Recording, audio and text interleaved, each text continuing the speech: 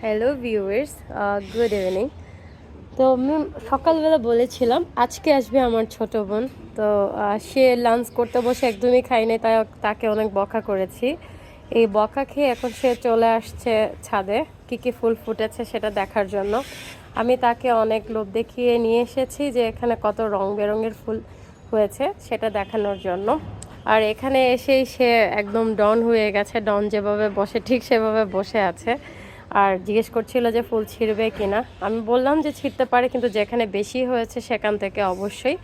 আর সবগুলো গাছের মধ্যে এই গাছে এত বেশি ফুল হয়েছে, এই গাছের সঠিক নামটা আমি জানি না।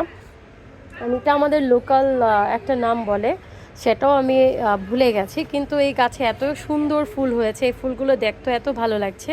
প্রত্যেকটা ফুলকে দূর থেকে দেখে গোলাপের মতো লাগছে, এত বেশি সুন্দর লাগছে।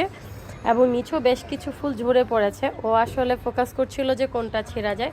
যাই হোক, ফাইনালি একটা ফুল সে ছিঁড়েই ফেলেছে। ফুল কিন্তু গাছে মানায়। যাই হোক, এখন আমাকে প্রপোজাল দিচ্ছে and I accepted it cordially. Thank you for your proposal and love you too.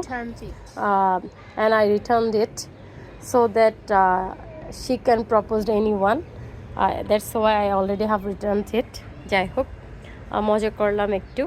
আর এখান থেকে কেউ একজন এই ফুলটা ছিঁড়তে চেয়েছিল, তাই এটা ভেঙে পড়ে গেছে, কিন্তু সে ছিঁড়তে সক্ষম হয়নি। আর এই ফুলগুলো দেখতে খুব সুন্দর হয়েছে, অনেক বড় হয়েছে দেখতে। এই হচ্ছে এই ফুলগুলো তো দেখতে এত বেশি সুন্দর। সব থেকে বেশি ভালো লাগছে চন্দ্রমল্লিকার এত এত বেশি কলি চলে আসছে যে অনেকগুলো ফুল একসাথে ফুটবে। এই তো তো হচ্ছে ও এখন বের হয়ে যাবে, আর যেহেতু ক্লাস আছে এবং এক্সাম আছে সামনে, দ্যাটস ওয়াই। সো আজকের মতো গাইস, টাটা, বাই বাই। এ পর্যন্তই, ভালো থেকো, বাই।